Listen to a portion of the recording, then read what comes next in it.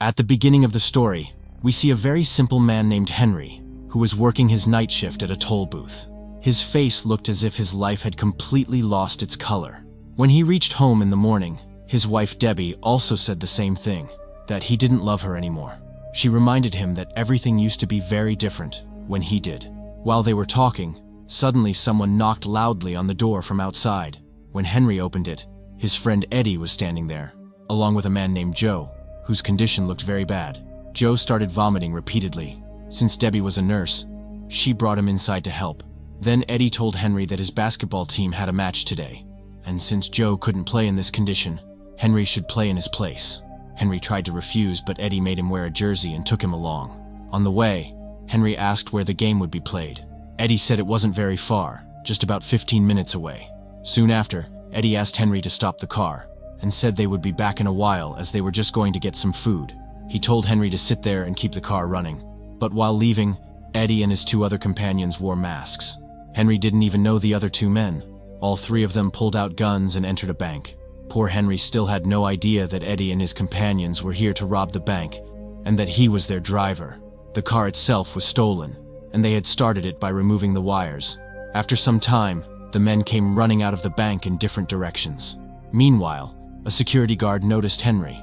He was wearing a t-shirt just like the thieves, so the guard assumed he was one of them and arrested him. The police tried hard to get Henry to reveal the names of his companions, but Henry only knew Eddie. He was so innocent that he didn't even mention Eddie's name, thinking, whatever he is, he's still my friend.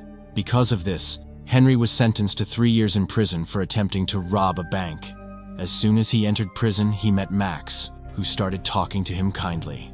The next day at breakfast, Max told Henry that every prisoner there once had dreams, but then something unfortunate happened in their life that led them to this place. He asked Henry, "What is your dream?" Henry replied, "I don't have any dream." Hearing this, Max said, "Not having a dream is the biggest crime. So tell me, what is your dream?" When Henry gave the same answer again, Max told him, "What's the use of a life that has no dreams?" 6 months passed like this. One day, Debbie came to meet Henry in jail and said she had something important to tell him. She admitted that she had fallen in love with someone else. But Henry, with his big heart, said it didn't matter. He only wanted her to be happy. "If you can't live with me, then live with someone else," he said. On the other hand, Max had now accepted jail as his home. The other prisoners once asked him about a parole officer who had questioned him. They said, "Last time when the parole officer asked you, 'If we let you out, what will you do?' What did you answer?" To this, Max replied, "I told him I would enter his house, kill his dog, burn his house down, and cut out the tongue of every living thing there." Max asked Henry, "When will you be released?" Henry said, "Next month." Hearing this, one of the prisoners said everyone believed Henry was a true gentleman. Henry also insisted that he had not committed any crime. Max then told him, "You've spent time in jail, so no matter what you say to people outside, they will still believe you committed a crime." Soon, Henry was released from jail, and the first thing he did was go to meet Debbie. But when Joe opened the door, Henry was shocked. Debbie was now pregnant with Joe's child. Seeing this, Henry realized how completely his life had changed. Debbie showed Henry all of his belongings and asked what he planned to do next. Henry didn't answer. Then Joe came and offered Henry a business deal, also thanking him for not mentioning his name in court. But Henry replied, "I don't even know your name," and quietly left. Later, Henry went and stood in front of the same bank where everything had started. Just then, a car hit him, and he fell to the ground. The car was being driven by a woman named Julie. She rushed to him and asked if he was okay. A bank guard came over and told her to call an ambulance, but Henry refused. After this, the guard supported Henry and took him to a nearby cafe, where Julie also followed them. Henry told Julie, "I've seen you somewhere before." Julie replied, "Don't look at me, just walk carefully on the road." And saying this, she left. When Henry went to the bathroom, his eyes fell on a piece of old news posted on the wall. It was an 80-year-old newspaper cutting about a bank robbery. The article said the robbery had been carried out through an underground tunnel connected to a theater located behind the bank. That tunnel went directly beneath the bank's vault. After discovering this, Henry went straight to the prison to meet Max and told him, "I've found my dream. My dream is to rob the bank that brought me here. If I have to serve a sentence, then at least I should truly steal." Max couldn't understand what Henry meant. So Henry asked him, "Will you help me rob the bank?" Max asked, "Do you even have a plan? Or are you just wandering around like this?" To which Henry replied, "Don't worry, I have a top-class plan." After this, Henry went to the theater, where Julie was rehearsing for her play. During the performance, her director scolded her harshly and told her she couldn't handle the role. Frustrated, Julie went to have coffee. As she was leaving, she asked Henry if he was following her. Henry denied it but still followed her to the coffee shop. There, while drinking coffee, Henry praised Julie's acting. Julie then thanked Henry for not complaining about the car accident. Meanwhile, Max also applied for parole in prison. After being asked some questions, he was released. Henry had already explained to him how to behave in front of the officers. When Henry came to pick him up outside the jail, Max asked, "Where's your car?" Henry replied, "I don't have a car." In reality, Henry had come on foot. Max got angry and said, "Because of which madman did I get released? Take me back, I don't want to go out." But when Henry shared his plan, Max was shocked and said, "This is your plan? The same way a bank was robbed 80 years ago? Do you at least have guns?" Henry replied, "I don't have any gun. I don't want to hurt anyone." On this, Max sarcastically said, "That's very noble. But after the last robbery, it's possible the bank has moved the safe, and now it may not be above the tunnel. To find out, we'll need to check." So they went to the bank, where they met the assistant manager. The bank guard kept a close watch on them as they entered. While talking to the assistant manager, Max cleverly confirmed that since the bank was built, the safe had never been moved from its original place. He did it so skillfully that the manager didn't suspect a thing. However, the guard still kept his eyes on them. After this, they went to the theater to check the tunnel. There, Julie was surprised to see Henry again. But Max quickly said, "When I was young, I performed in many plays here. I've brought Henry to show him this place. Do you mind if I take a look inside?" As they went in, Julie asked Max which plays he had performed. Max immediately mentioned Shakespeare. Then he added, "I have many memories here, so I want to see every corner of the theater." With this excuse, he got permission. As soon as Max left, Julie asked Henry if Max was his father. Henry replied, "No, he's just a good friend." Meanwhile, a staff member of the theater took Max to the tunnel door while showing him around, and Max started inspecting it.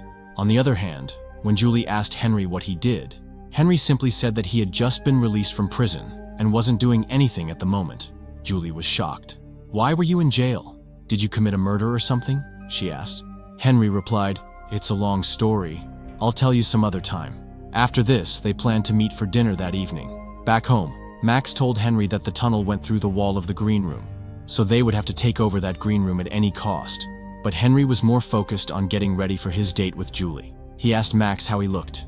Max laughed and said, "You're looking your best as always. Go and enjoy your date. We'll plan later." During their date, Julie told Henry that she wanted to become a great actress, someone whose name everyone knew. During the same evening, Henry told her the whole truth about how he went to jail and how he now really wanted to rob a bank. Julie was shocked to hear this plan, but by now she had started liking Henry's company. They later went home, and their closeness grew even stronger. The next morning, Henry and Julie went to Max's place. But Max wasn't happy to see Julie. Henry assured him not to worry, saying she would be working with them now. Max then pulled Henry aside and angrily asked why he had told her the whole plan. Later, while eating, Julie asked Max why he had gone to prison. Max replied that he had committed many murders. While going to the theater, Julie and Henry came up with an idea. Why not hold auditions there? This way, they could spend more time inside the theater. But after some time, Max got another idea. He said, "Why don't we remove the actor whose green room it is and give that role to Henry? That way, we can keep digging comfortably, and no one will ever know." Henry said, "But I don't know anything about acting." Max boosted his confidence and replied, "Look at your face. You're a natural actor. No one can do it better than you. And anyway, it's the lead role." Not long after, that actor left the play on his own, saying he had gotten work in a big movie. But in reality, Max had tricked him. When Julie found out, she became very angry and said, "Will you people only stop after ruining my career?" Henry gave the audition, and surprisingly, he was selected. Now their work inside the theater would be even easier. But within a day or two, they realized that the tunnel work was too much for just 2 people, so they decided to include Joe in the plan. After a lot of convincing, Joe finally agreed. But when Joe saw the tunnel, he said, "What's the need for all this? Just take a gun and rob the bank directly."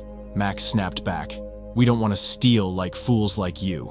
Slowly, the work began.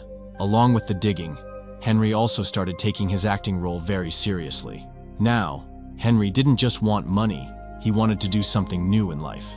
One night, while Henry was on his way home after work, the bank guard who had arrested him earlier stopped him. The guard said, "You're the same man who was with those robbers. And now I see you going to the theater behind the bank many times. I won't let anything go wrong this time." Henry asked him to come along and drove the car to a quiet place. Then he asked the guard, "What do you want?" The guard explained, "Once every month, a truck goes around collecting money from our partner banks. At that time, more than $10 million are kept in this bank's safe. Only a fool would try to rob a bank at any other time. I can be your inside man and help you with the alarm system."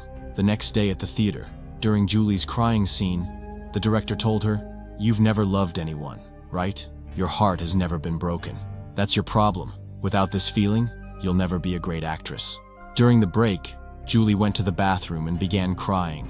Henry asked her if she was okay. Julie burst into tears and said, "Yes, I've never loved anyone. What should I do? But I want to be an actress." Henry comforted her, saying, "You love me. You just don't know it yet. And I'm sure you'll become a great actress." Then the two of them kissed. That night, while Max and Henry were planning the robbery, someone knocked on the door. When Henry opened it, he saw Joe and Eddie standing there. Eddie said, "Joe told me everything, and now I'm also part of your plan." But Max disliked Eddie immediately. He asked Henry, "Who is this specimen?" Eddie replied, "I know everything. That's why you have no choice now."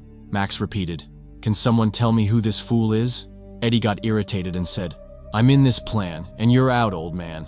Max directly told him to leave, but Eddie mocked him again by calling him old man. This time Max lost his temper and moved toward Eddie to hit him.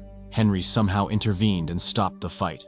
The next day, Max and Henry went to the theater and learned that their show would be ending in just a few days. Both of them became upset.